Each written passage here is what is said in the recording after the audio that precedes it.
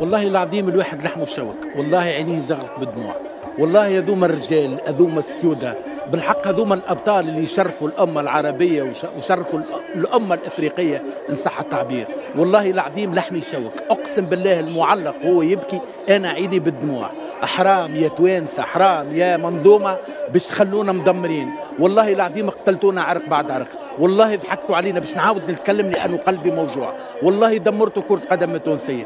تعلموا الدرس من المغاربة، هذوما السيودة هذوما الرجال هذوما بالحق، هذه الروح هذه الجرينتا هذه الكاريزما هذه الشخصية هذه اللي تحبوا انتم. احنا راه ما عندنا شيء، قاعدين نضحكوا على الناس، قاعدين نبيعوا في الوهم للناس، قاعدين بأتم معنى الكلمة كأننا احنا توانسة استبلوا فينا خلينا نقولها بالفلاقي. شنو عندنا منتخب احنا؟ شنو منتخب؟ الانجاز الكبير ربحنا فرنسا؟ ما ربحناش فرنسا، نعاود نقول ونسطرها بالاحمر، انتصار مغشوش. سيدي رئيس الجامعه رجاءنا الاستقاله فورا. سيد جلال القادري بجاه ربي يحصل لك شرف اللي انت اسمك تدون في تاريخ مونديال قطر.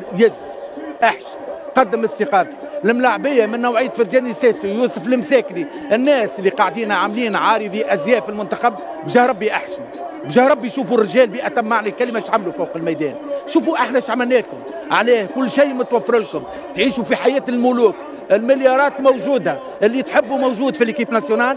وديما قدرنا الجمهور التونسي كانت دمعه ما هيش دمعه فرحه كيما المغاربه بكاو اليوم، اما بكاو فرح.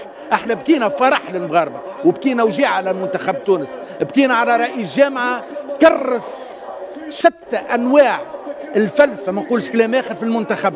اقصى دخل اللي يحب، خرج اللي يحب، ظلم اللي يحب، دخل في التشكيل اللي يحب. فما اعتراف شهير منذر الكبير كان يحكي في الكواليس لاصحابه المدرب القدير الخلوق، يقول لك قبل وديع الجري نطلعوا له التشكيله نقعدوا من نص ساعه نستنوا فيه يوافق عليها ولا ما يوافقش. نعم هذا صار في المنتخب كم من مره. السيد وديع الجري رجاء الاستقاله فورا، ماكش وحدك انت والمنظومه مساس للراس.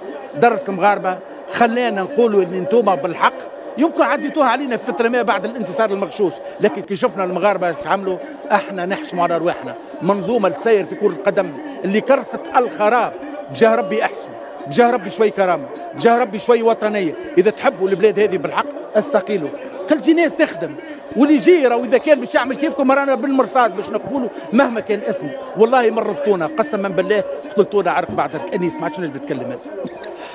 كله مبروك للمنتخب المغربي بالطبيعه. تفرجت مقابله اليوم، تفرجت في مقابله كامله. المنتخب المغربي خويا الصاحبي لازم نفهموا حاجه، اللي الفريق عنده شخصيه الفريق تختلف على منتخبات اخرى. علاش؟ لانه لما يكون عندك انت على اليمين حكيم يلعب في بي اس جي، وعلى اليسار مزراوي يلعب في بايرن، وعندك زياش يلعب في تشيلسي، ومرابط في فيورنتينا، عندك ملاعبين مش تكون باش تخاف. المركب النقص ما عندهمش اللاعبيه ذوما، لانه يلعبوا في اعتى المنتخبات ويقابلوا في افضل اللاعبين في العالم. ما عندوش مشكل كي يلعب مع اسبانيا. شكون اسبانيا بالنسبه له هو الملاعبيه اللي تلعب في اسبانيا يلعب معهم. بونو يلعب في سيفيل، سيري يلعب في سيفيل في اسبانيا، معناها عادي بالنسبه ليه انه يقارع المنتخبات هذيك، طونك هما يلعبوا في ابرز المنتخبات وبسميهم ويلعبوا، مش ماشي سائح كما قلت، ماشي يلعب.